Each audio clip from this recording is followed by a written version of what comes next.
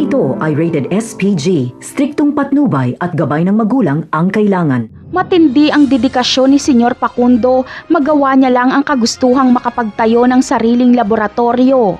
Wala siyang nagawa kundi pumayag sa gusto ni Tanggol. Kaya sa negosyong ito ay kasosyo niya na sila Tanggol.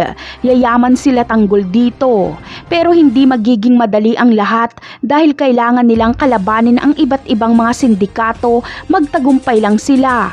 At ang pinakamatindi nilang makakalaban ay ang mga Montenegro. Samantala, may hawak si Ramon na alas laban kay Senyor Facundo. Ito ay walang iba kundi si Catherine. Kapag madihado si Ramon sa laban nila sa mga kabalyero, ay gagamitin niya si Catherine.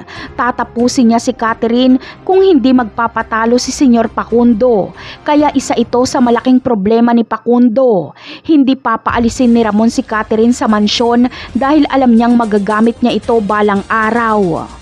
Samantala, kapag kumita na sila Tanggol kay Senyor Facundo at sa pagbibenta nila ng mga peking ginto ay maiisip nilang magtotropa na bumisita sa Quiapo para mabigyan ng pera ang kanilang mga mahal sa buhay.